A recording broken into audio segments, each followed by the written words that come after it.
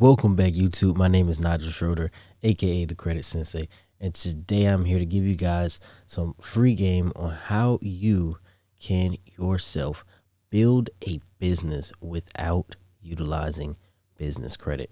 Okay, so as someone who has started off in the business world with no knowledge of credit initially, no knowledge of what I was even doing, actually no inclination that I would be starting a business that would soon become my personal brand, that would soon encompass a large portion of my monthly income. So now, how was I able to do this without using credit? But now you're probably like, wait, that's weird, because this guy, the Credit Sensei, he's always talking about credit and how to build credit and how to use credit and why you need it. Well, now I'm going to tell you why you may not need it. Okay, so a lot of the time, those who work in this area on YouTube and personal finance and credit, they're only going to tell you the credit side and why you need credit and why you should use credit and the benefits of having credit, but they don't tell you some of the benefits of not having credit. Okay, so let's get right into this. When you don't have credit, what it causes you to do in terms of starting a business is be creative. All right. So I always talk to people, when I talk to people about starting a business and they tell me that, oh, well, I don't have any credit, or I have credit. How do I use my credit to start my business now? I tell them, start your business without credit and then use your credit to enhance your business. And they're like, what do you mean start my business without credit? We just went through this whole process, building my credit up, getting funding. Now I've got $100,000. I want to spend it. And sometimes that can actually work against you. Many of times it can actually work against you, because if you don't know your industry, it's a lot harder when you make mistakes with someone else's money. You watch all these personal finance videos that tell you about investing with someone else's money and how great it is when you know what you're doing and you're making money. But what about when you invest with someone else's money and that investment falls through? That investment crashes. It doesn't get to where you thought it was going to go. Now what do you do when you still have other bills to pay, and then now you have this large credit bill? All right, so I'm going to tell you how to avoid that. First thing is be creative. All right, when you're starting a business and you don't have credit, or you don't have some large lump sum of money, it's going to cause you, once again, to be creative. So I want you to think outside the box. I want you to think about these large companies. Okay, I want to start a shopping center. Okay, well, how did Walmart get to where they are today? How could I start off so small and then scale my business up to what I want it to be? So be creative. Think outside the box. Think about things that are in your local area that you may be able to capitalize off of that others may not think. I live by the beach. You may find, seashells and things like that, because we're close to the coast, so you can go right out to the beach, find seashells and all these things. The whole seashells by the seashore. A lot of people say, oh, that's funny, but guess what? You can actually make money, picking those shells up, finding nice shells, and then, fixing them up, restoring them, turning them into different things and selling them, or even just collecting a bunch of seashells and selling them wholesale to someone who creates a product that has seashells in it. That's something I could start for free.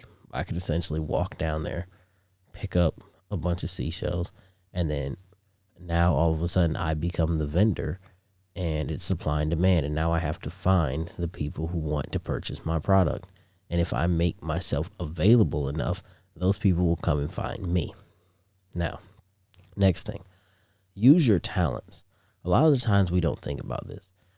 You have worked at some point in your life, whether you want to believe it or not.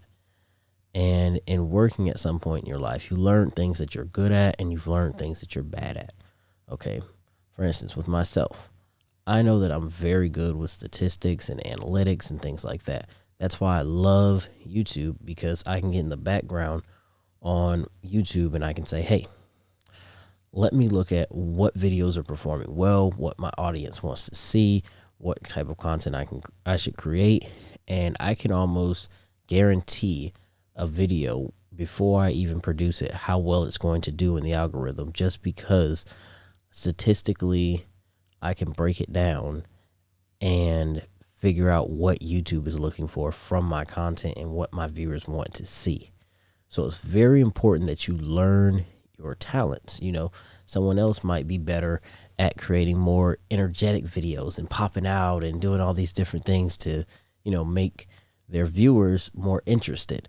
Some people have different things that they do, and it doesn't make the things that they do better or worse, but everybody has kind of their own little niche or their own little section on YouTube, even within each realm. Why do you watch multiple finance YouTubers? Why do you watch this one sometimes and then sometimes you watch this one? It's personality, it's analytical, it's a lot of different things that come into play. So use your talents. When it comes to working, I know when I get big jobs, I'm not a large guy. I'm 5'8", 5'9", 160 pounds. I know that I'm not going to be the material toting guy. It's not my thing. I'm not all muscular and everything. I don't work out all the time. That's not my thing. That's not something that I do.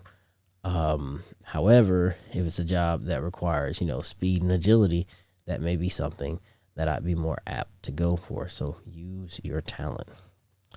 All right. Thing number 3, when you are starting out with no money, it really causes you to learn your industry better. It's easier to see pitfalls and peaks and troughs when you don't have any money invested heavily into it, and when you're not working with large numbers. It's a lot easier if you have $1 invested in Bitcoin and you see that dollar go up a few cents or see that dollar drop down a few cents than if it's $10,000 and that same 6 cents that it went up is now $600. But if it goes down that same percentage as when it was 6 cents, when it was $1, that's you losing $600. If you don't learn your industry and trends and markets and things like that before you get into your industry, what you're going to cause yourself to do in turn is you're going to cause yourself to lose out. And it may be small losses to someone who's a larger investor, but to you, they're going to be substantially larger losses. And then the only way to get out of that hole that you dug yourself into is to, in turn, do the same thing that you did to get in that hole, but that can also dig you twice as deep into that hole, which is what a lot of people do because they don't know their industry from being in the industry and having to use that creativity. Now, number 4, you're more apt to protect your investment the more time and energy and your own money that you're putting into it.